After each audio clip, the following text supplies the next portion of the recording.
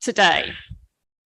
While the pandemic is hopefully receding, you are now leaving your education, or most of you will be, and you'll be entering the next phase of your life.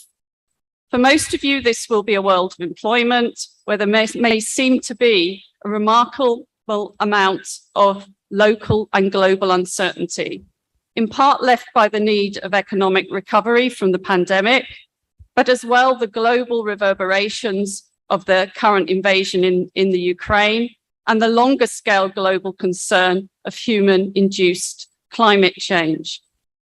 Now, this can be worrying, but as your university vision statement says, and I quote, "The university will advance knowledge and scholarship to students in science, technology, and liberal arts to equip you to handle the challenges of the nation and the world in the 21st century. And via your education, you've been placed in the best position to handle the current challenges that you face in the coming years." You may know that my background is originally in computer vision, which is an area of artificial intelligence, or AI. And as you start your personal post-education journey, I thought I would share with you a little about mine and some of the things that I have learned along the way. So as a teenager, I was fascinated about the potential of robotics. And it was for this reason that I decided to study engineering. At Oxford, it's an general engineering course, so I didn't have to choose what subject. I didn't know whether it would be mechanical engineering or building robots. But particularly what was starting to emerge, this would be in the 1980s, was the new and the new discipline within engineering called information engineering. And that was dealing with how you could model information, and you could do signal processing, and you could do things like processing images. And I studied information and electrical engineering as an undergraduate at Oxford in the 80s, and I followed this by a PhD in computer vision. And at this time, there was a lot of interest in building machines that can mimic human perceptions, such as vision, largely driven by the developing understanding of the human visual system. So in some ways, although I'm a different generation to you, things were quite similar to now, where there was excitement about machines and how they could mimic what humans can do. There was also big events happening around the world, such as the falling of the Berlin Wall in 1989, which occurred just as I was about to graduate with my PhD. There was also a job crisis in the UK, a brain drain of scientists to the USA, for instance. Indeed, I was one of those. So this made it quite an unsettling time to be a young engineer. And I guess my point of mentioning this is, although it often happens that at the time you graduate, while the world can seem in an unusual period, but you should be strong and things will improve and get better.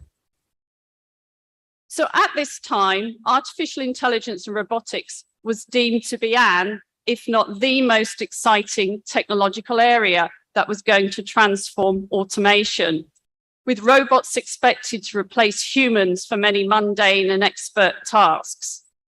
Humans were expected to do less administrative tasks and have more leisure time in the future. Or maybe that was the human dream. And if you think that this was some time ago, these are, of course, messages that we hear again today. Of course, as we know, the reality of that day is that there was technological progress in robotics and artificial intelligence, but that extreme sci-fi view of machine ruling human did not happen. So having completed my PhD, I then went to work for General Electric in the USA. And I moved away from academia, never thinking I would return. Why I did that was I wanted to have impact. I felt as an engineer, the role of engineering was to have a positive impact on the world. And at the time, I felt that the academic environment was not the right place to do that. And the skills I learned while I was at GE was how to translate image-based technologies into practice. I was involved in building automated image-based inspection systems for GE aircraft engine and GE plastic manufacturing facilities. And this skill, being able to translate a new technology into practice, and also identifying the needs that were worth solving, what we now call needs-driven research and development, I learned then. And this has proven invaluable throughout my career as a trademark of how I approach research. Today, start with establishing the clinical needs, collaborate with others from different disciplines to develop and test a solution. However, through this period of my career, my wish was really to work in healthcare imaging. And at that time, I could not do this at GE. GE at the time was building large magnetic resonance machines and CT machines. Clinicians didn't want you to process the images, which sounds quite strange today. So I decided that if I wanted to work in the healthcare domain, I needed to move back into academia. Academia was where you had much better chance of being able to work closely with clinicians to go back and work on identifying the needs and then carry the research forward from there. So when an academic job came up at Oxford in 1994, I decided to apply and I returned to academia to set up a medical image analysis research group. And I have been there ever since. What I really enjoy about working in this space is the notion that you can really start with a concept and take it all the way through to early assessment of deployment. To give you an example of the type of work we've done is, and in some sense, how this can all happen a little bit about being the right place at the right time. I was invited along to work to a meeting of obstetricians who were looking to establish a consortium that will develop some new curves that would be assessing how well a fetus grows during pregnancy. And the reason they invited an engineer along was they needed some advice on which ultrasound machine to use. And I thought, well, that's not really my academic skill, but I'm very interested to just listen to understand what are some of the real needs in obstetrics. So I sat through a 2-day meeting where I really didn't understand much of what was going on because it was very much in clinical language. But I did get an idea that they had a challenge. They did not understand how to be able to scan with an ultrasound machine that might allow them to be able to, at a multi-site study, acquire high-quality data.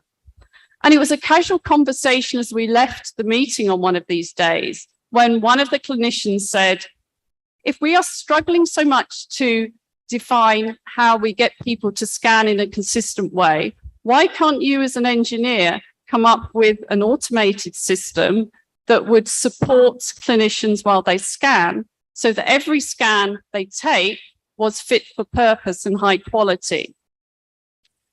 And that idea, I said, I'm not sure how I solve it, but I lodged it in my brain. And it was a few years later, this clinical study had started. They'd started to acquire thousands and thousands of images, that some advances in machine learning started to come along, which made me realize that, yes, we could attempt to solve this problem. And then through a series of research projects, and then the formation of a spin-out company, eventually has led to a solution now be installed on ultrasound images all around the world, which was seeded by this casual conversation between two academics outside an Oxford college about 15 years ago. So that's sort of one example to really show you the sorts of thing that I enjoy working with. But if we go back to look at academia, when I started out where you are today, a lot of things have changed since then.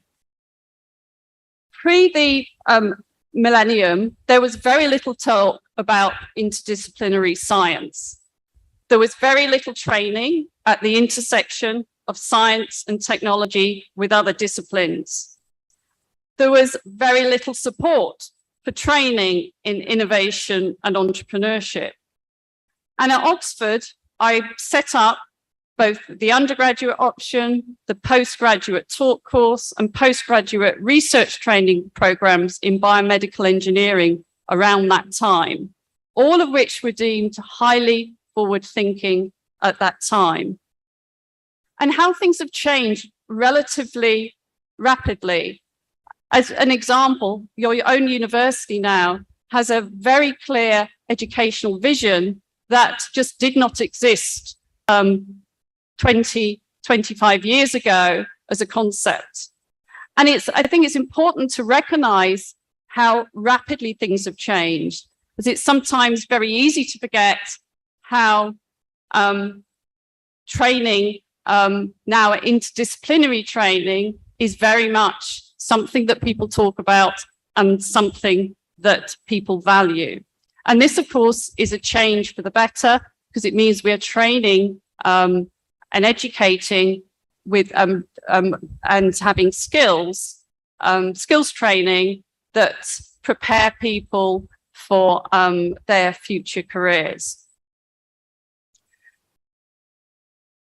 As I said, I started out in my PhD working in robotics, and the artificial intelligence of the 1980s was followed by what is sometimes called an AI winter. And you may know that now we, of course, are in another AI summer, which has been talked a little bit about by Professor Reddy earlier. This new explosion of interest is primarily due to the practical realization of learning-based algorithms called deep learning, which provides a powerful data-driven approach to model prediction tasks. So you may ask, is there really anything different about this second summer? In fact, there are very big differences. Of note, this second summer has been enabled by the availability of a tremendous amount of real-world digital data on which to build these artificial intelligence models, so-called big data. This excites the computer scientists who build the AI models, but I think it's really important to appreciate, while the algorithms and the artificial intelligence was driving what was happening about a decade ago, now we're entering a new era, which is perhaps a lot more exciting, because it's not just about the computer and science, the intelligent algorithms. It is now evolving into an interdisciplinary subject that requires computer scientists, the end users of technology, regulators, policymakers, and ethicists to work together. And this means that what was a computer science area of AI has now become a team science effort. And the new era of AI also requires you to consider not just what's technically feasible, but as well what is acceptable to society. It's very easy to get excited by the potential to automate tasks and define new capabilities, in other words, the benefits, but forget about the artificial intelligence can have potential risks. And you need to think about those risks and the consequences of introduction as well. There are high-profile examples that illustrate the importance of considering this concern. For example, with face recognition systems, where ethnicity, gender, and age have been ignored in early systems. And it was shown that if you built systems on what they call a closed world, on limited data sets that do not reflect the real world faces that you might meet in practice, then you can get some surprising results. So it's really important now to not just think about the technology, but to think as well about how do you make the artificial intelligence fair or unbiased. And this is one of the biggest current areas of exciting AI research at the moment that's going beyond the algorithm. And there's a really important factor here, that there is a strong argument that we can't sit around to not act on some of the more philosophical questions that surround using artificial intelligence, because the technology is accelerating at a dramatic rate. So to be more specific on this point, I'm going to take the case of artificial intelligence for healthcare, which is the area in which I work. And more particularly, think a little bit more about where imaging is today. So in medical imaging, artificial intelligence has been developed to automate tasks such as reading radiology scans. For instance, to check if a breast X-ray mammogram shows a cancer.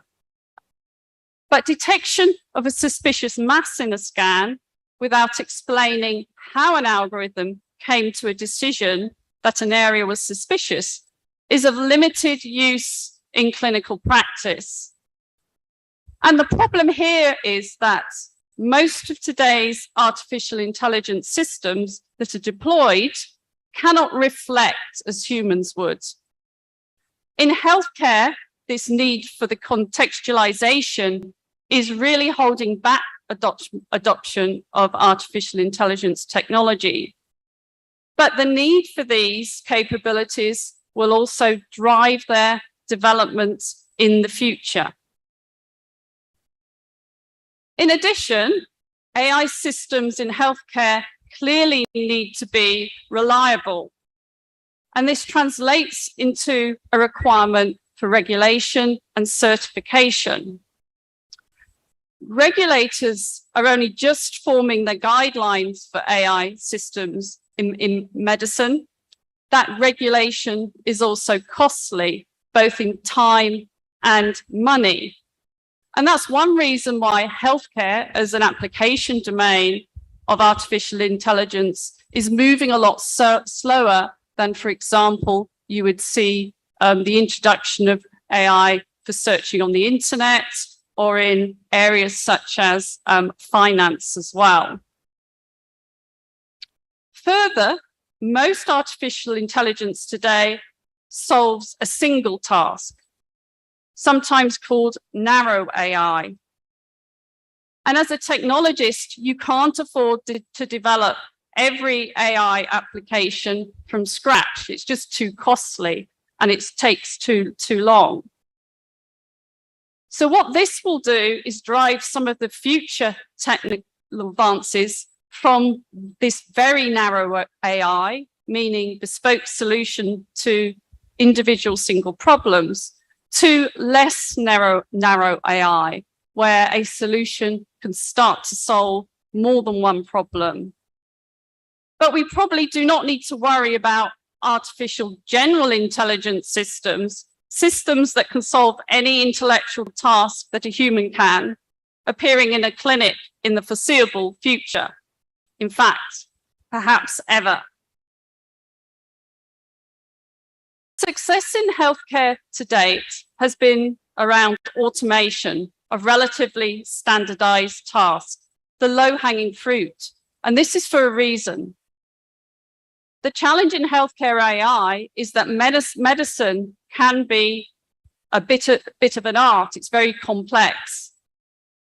As an example, from my own research in ultrasound scanning, there is varied opinion on what a good quality scan looks like. If you ask a number of experts, they are likely to give you different answers.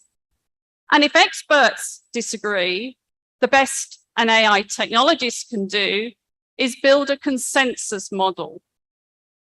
The challenge then is that no single doctor may actually be happy with this average intelligence, but think they are better than the algorithm.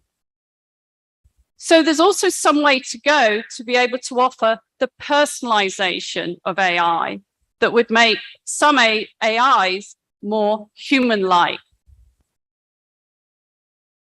So why have I chosen to talk about artificial intelligence and its current status? It's not just because of my personal research interest, but it's also because it is a technology that touches many aspects of our lives today and will increasingly do so. Many in this room will have a smartphone which will have advanced AI capabilities on it. AI is changing the way we communicate, how we share information, how we network, and how we learn. And in a deeper sense, in some ways, it's changing human identity. If we take as an example children's learning is becoming less dependent on their teachers and parents, and arguably more peer-to-peer and influenced by social media. Concern has been expressed that children may start to prefer communication with technology rather than humans, as the technology is less likely to disagree with them. But how is this affecting mental health? And how is this affecting human memory? This is largely not understood, and we need to, in the next decade, get a much deeper understanding of some of these, the implications of using new technologies of this kind. It is, of course, difficult to predict how the current wave of artificial intelligence will change human intelligence. And there's, of course, deep questions about how would we measure this change in human intelligence? But we do, as a society, have a responsibility to understand this. So as you graduate from your university today, with the skills you have developed on your degree, it is time to reflect on what you've learned at your university. This may be the science, the technology, and the liberal arts. And it's also what you've learned about yourself. But you should also consider as well how this knowledge places you in a strong position to make a positive difference on the world.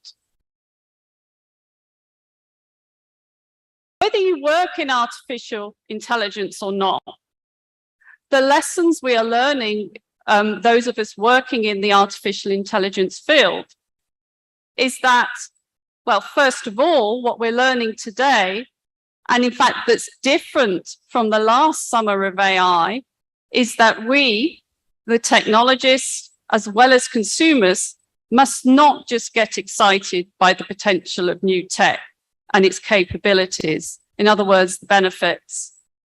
But we need as well to pay attention to the potential risks and the consequences of its introduction on humanity.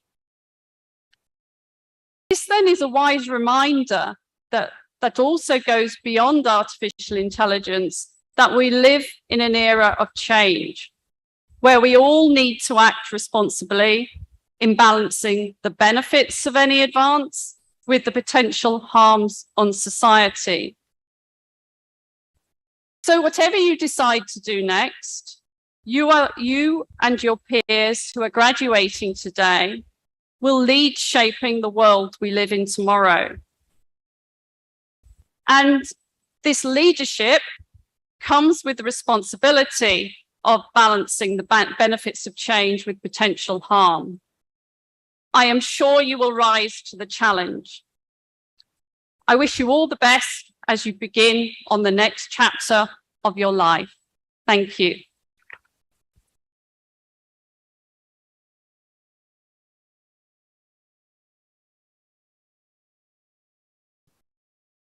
Thank you, Professor Noble, for timely and apt words directed at students who are largely studying technology relating to artificial intelligence.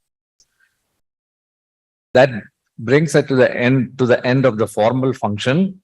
I thank Professor Alison Noble, the chief guest, Professor Raj Reddy, the chairman of Governing Council, all the guests, electronics and print media, for coming to this ceremony. We will take a short break, but I'll now invite Dr. Praveen Parichuri to start the next part of the program while we take a short break. Stay put, don't go anywhere. To the students, just stay where you are. We will start the next program. Thank you.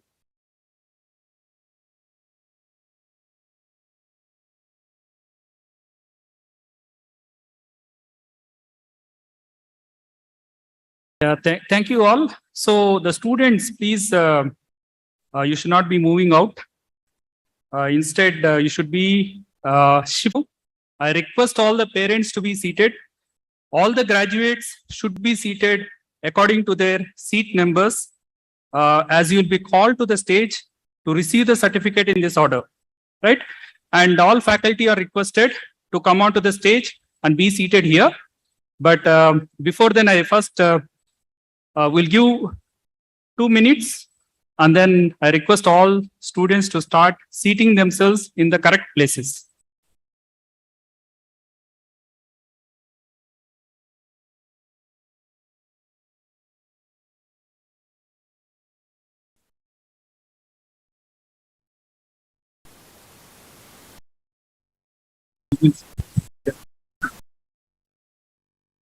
Welcome.